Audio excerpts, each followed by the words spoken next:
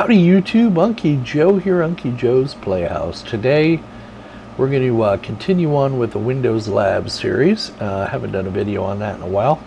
And today I want to cover, attempt to cover WSUS, which is Windows Software Update Services, I believe is what they call it.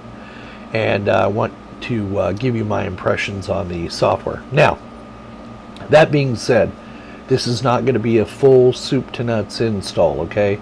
So this video presumes a couple of things. One, that you have a lab set up and you have an Active Directory domain controller set up, because we're going to be doing some group policy work to get WSUS up and running.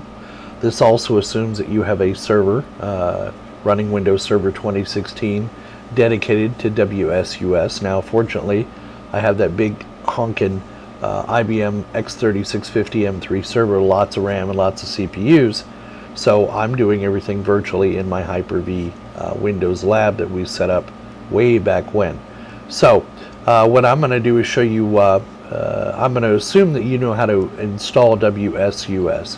It's pretty straightforward. You basically set up your Windows server, join it to the domain just as a member server or domain member. You do the WSUS install using the native built-in Windows database, and then you go through and do some configuration.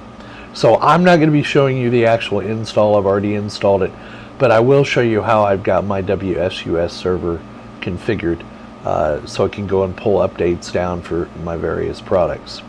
So let's go ahead and we'll get the video started now.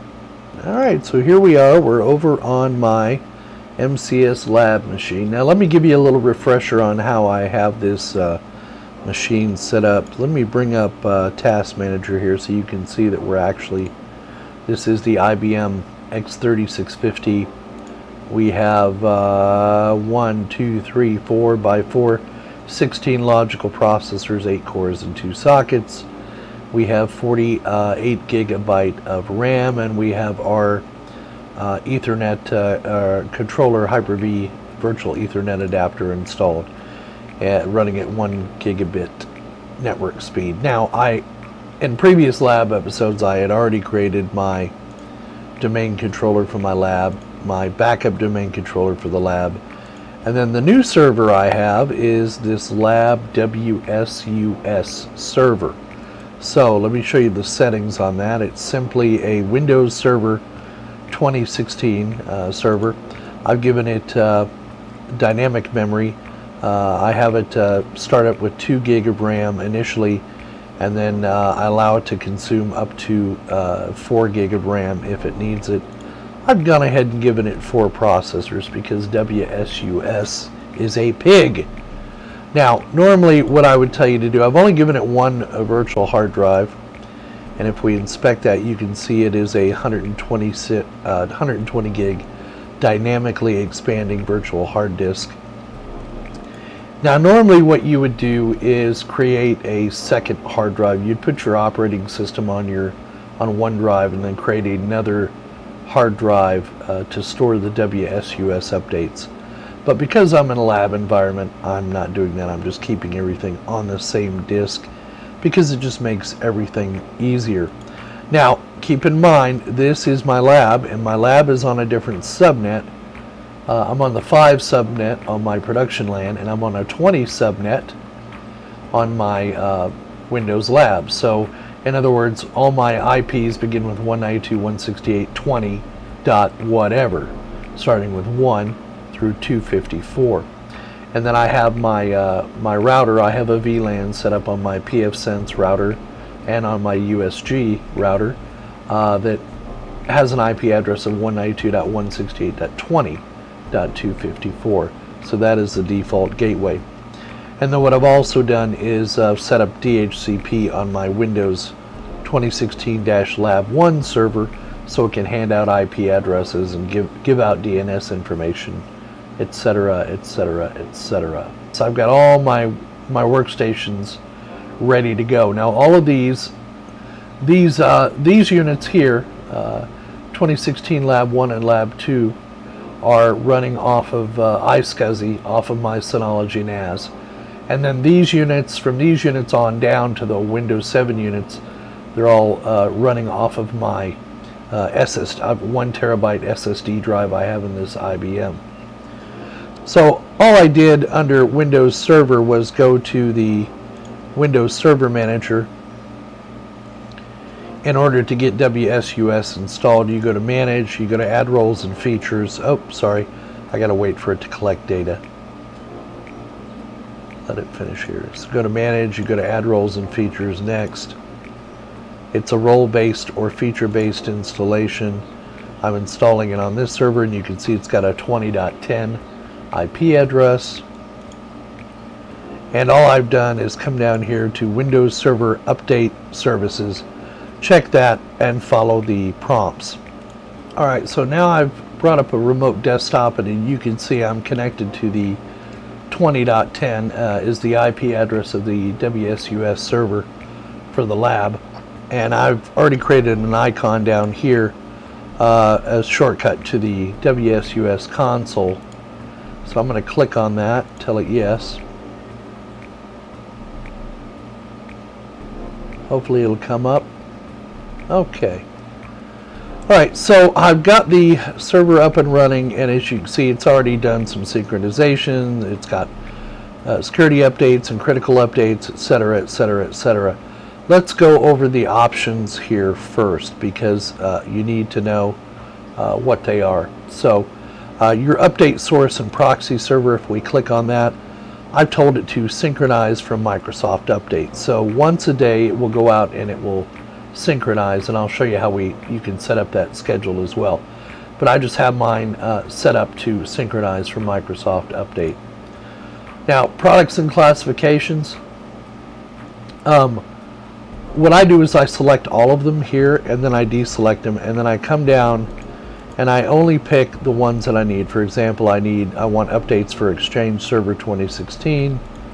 I want updates for, let's see here, I don't have any Windows 8 units. I haven't gotten the Office updates configured yet, but I will come back and do that later. Again, this is a lab setup, so I'm just trying to do the operating systems and that kind of thing right now. I don't have anything set for SQL Server, but I do have Windows. And if we come down to that here, for example, I have it told it to download updates for Windows 10, Windows 7, and then down here further is Windows Server 2012 R2 and Windows Server 2016. So the less items you select here, the less it has to download from Windows Update services. So keep that in mind. You don't want to select everything on the products. And the classifications, I just accept the defaults of critical updates, definition updates, security updates, and that's it. And if you click on each one of these, it'll tell you down here what these updates are for. And so I just selected the default that Microsoft came with when it set this up. Now, synchronization schedule. Initially, when you synchronize, when you first set up WSUS, you have to do a manual synchronization. And I'm just going to warn you, it takes, even on a fast internet connection, it takes hours for this to complete. So once you get your WSUS server up and running and go out and do your first synchronization, go find something to do for a day and then come back, and then what I do is I change that setting here to synchronize automatically, and I have it do it at 3 a.m. and I just have it do one synchronization a day. Automatic approvals I do not use, so I'm not gonna worry about that right now. Now, computers, it's real important you set this properly.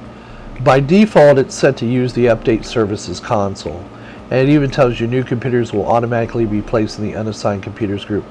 I use a group policy or registry setting on the computers to assign it to specific groups, and we'll cover that here as we get into this video. So make sure you've got that set there properly. Server cleanup wizard we're not going to use. Reporting rollup we're not going to use. Personalization. You can change the way the information for the server is displayed. I just keep that set at defaults again.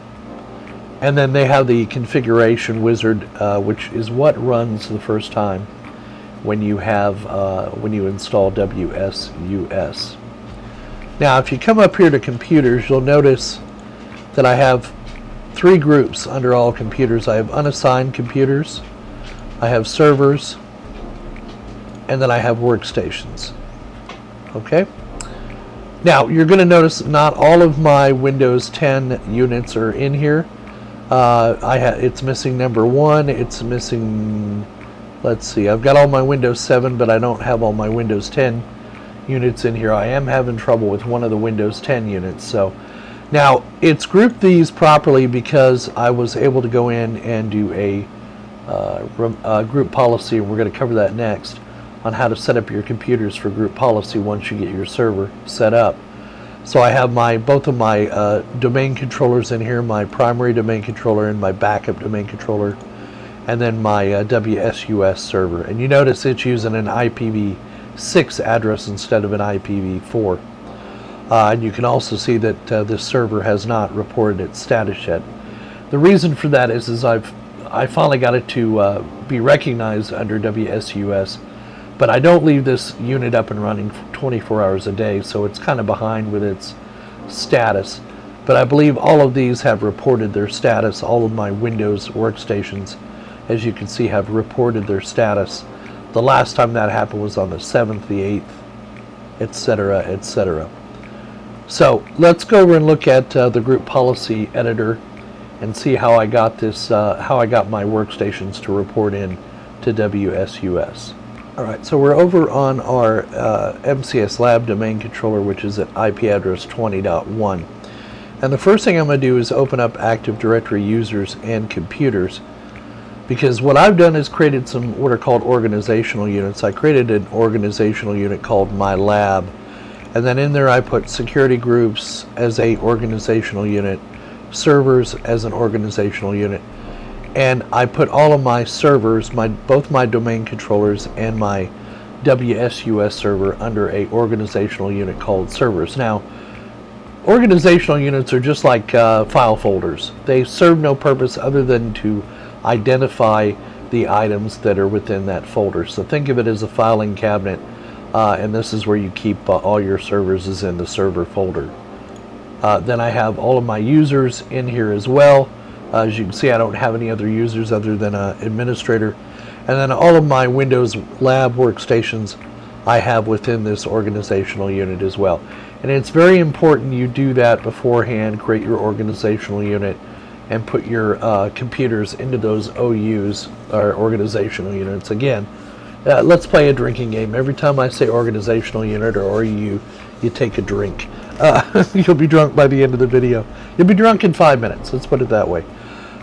No, my channel does not promote alcoholism, but you know, hey, whatever. Anyway, so there's my Active Directory users and computers, and it just makes things easier when you go to do the group policies, as you're about to see. So I'm going to double click on group policy management, and then I'm going to show you, this is where the organizational units come into place, because now I can assign group policies based on OUs and the devices in them. So in my servers organizational unit, you'll see I have a group policy object in here called WSUS servers. Okay, so now what I can do is right click on that, and I can edit that, and it's really easy to create that. So you just right click on servers and create a GPO, or a group policy object, in this domain and link it here. So that's what I did. And then what I did was now what I'm going to do is edit it. And what you want to do is, it's under computer configuration, preferences, wait a minute, policies, administrative templates, Windows components, and come all the way down here to, let's expand that so you can see it a little bit better. Come all the way down here to Windows Update.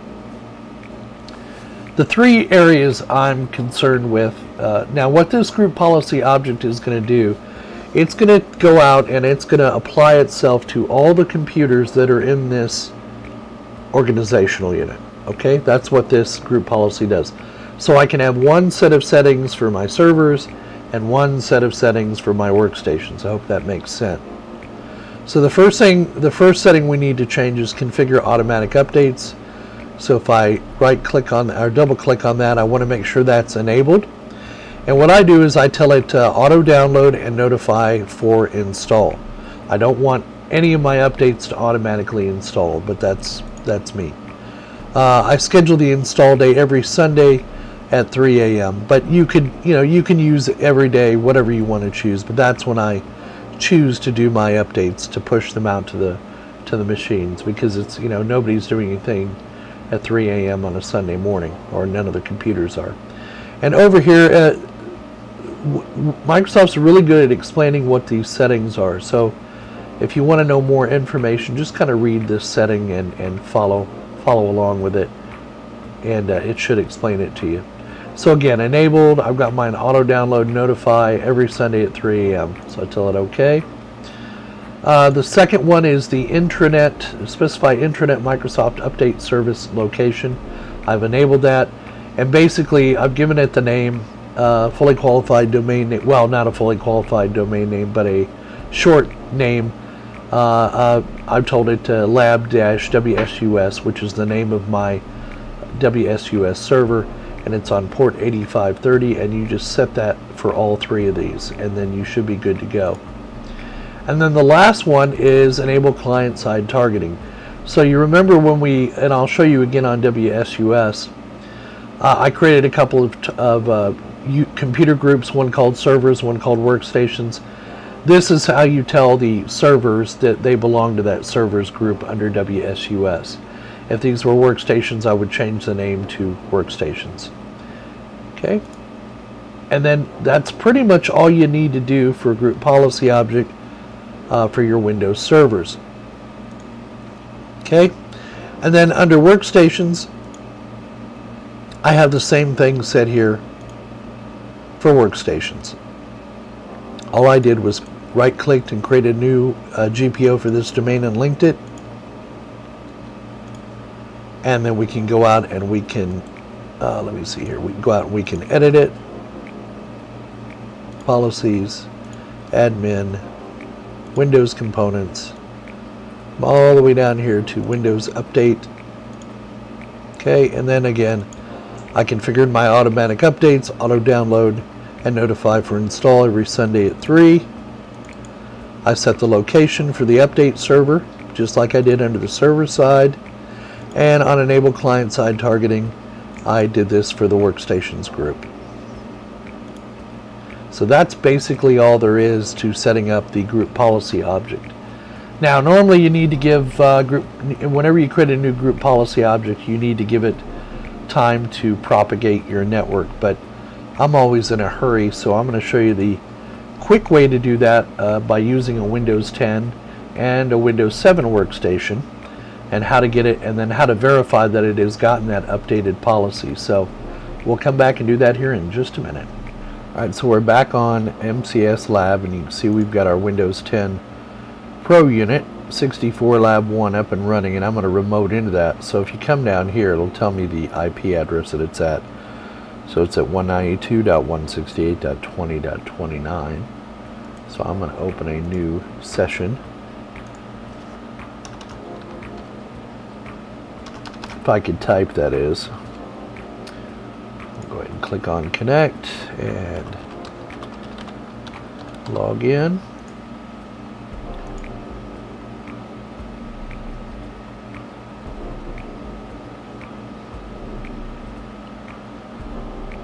Alright, so now the next thing we want to do is we want to tell this machine to update its group policy, and then we want to verify after it updates that it got the proper information.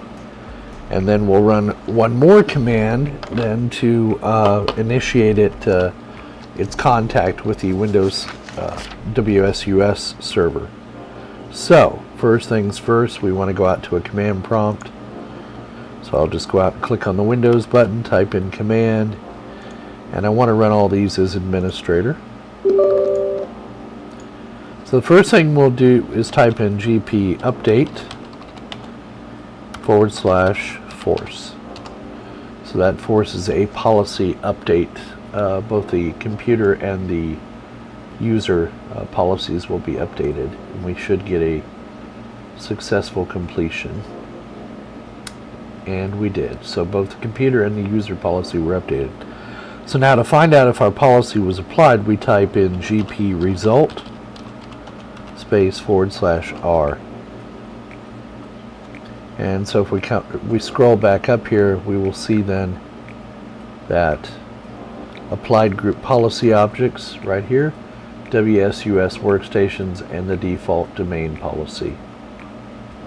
So now what I want to do is come back down and do one more command, and that is to tell the Windows Update service to go ahead and do an update or do a detection to register itself with WSUS and to find out what updates it might need. So you do that command by typing WAUCLT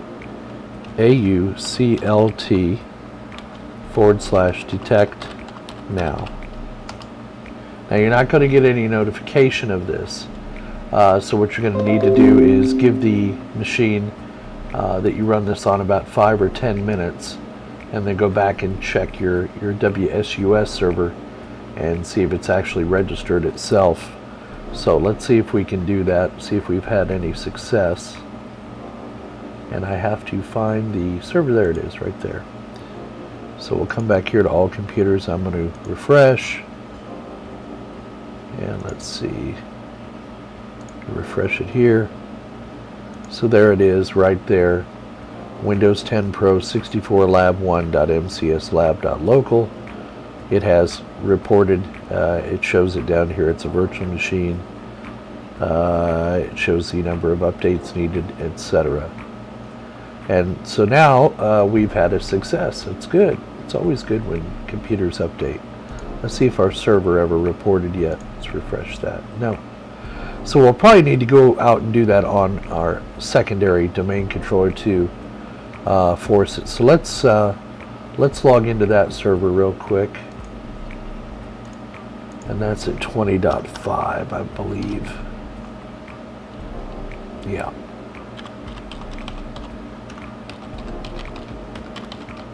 We'll do the same thing on a server. Now, we know that group policy has already been put into effect on that machine, but I'll run that, just to verify it, I'll run that command on the server as well. And this is a 2016 server. Oh, what fun we're having today, right?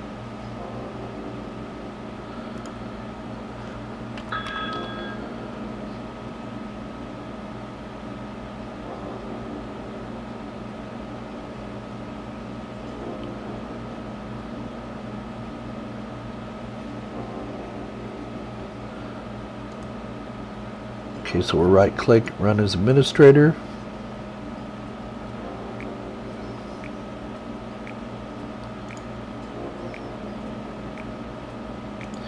Okay, we'll type in GP result /R.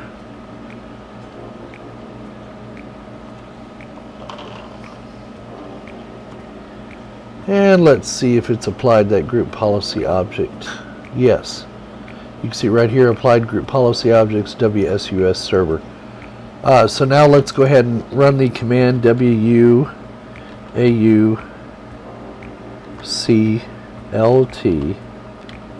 /detect now. So what that should do is within a few minutes it should update the Windows WSUS server and report its status back as to what updates it has in place. Alright, so let's let's do the same thing with our Windows 7 workstation, and we know that's at IP address 20.26. So we'll open another remote desktop connection, and we'll change this to 26 and connect. Go ahead and log in.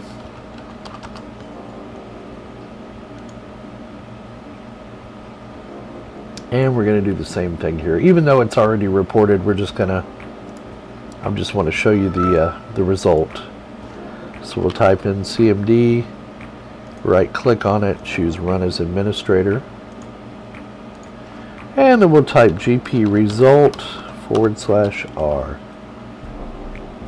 And let's see, we should be a member of the WSUS workstations, right? Yes. So I'm going to go ahead and log off of here, and then we'll come back to our WSUS server. Just do a refresh here, and we'll see that we now have Windows 7 64-bit Ultimate Lab 1 has reported in, and it's 99% of the updates are installed. Very good. And let's see if this server has reported yet. Nope, it sure hasn't. The other thing we can do, I'm going to show you another little trick on that 2016 server. So let's go log back onto that 2016 server just to make sure we can get this thing to report into WSUS. Alright, so we're back over at 20.5, which is our secondary Windows domain controller for our lab. And what we're going to do is we are going to type in the following command: WUA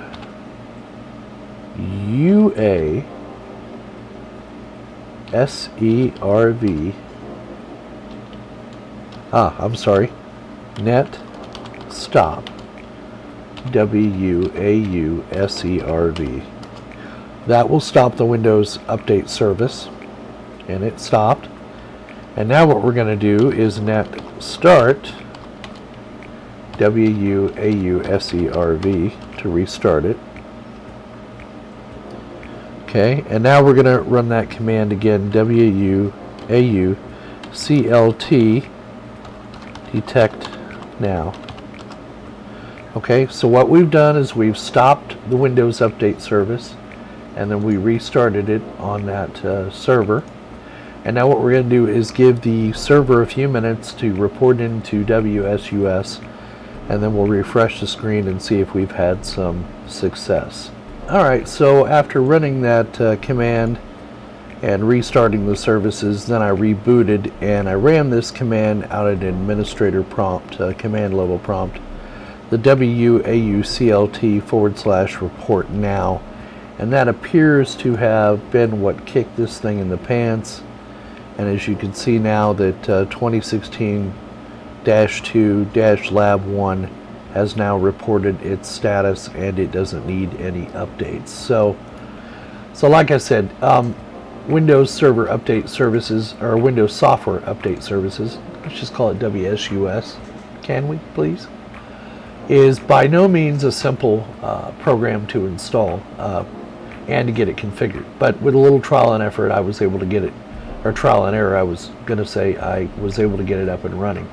Now your mileage might vary, and that's why I didn't want to do a tutorial soup to nuts. It's really kind of complex to get that going.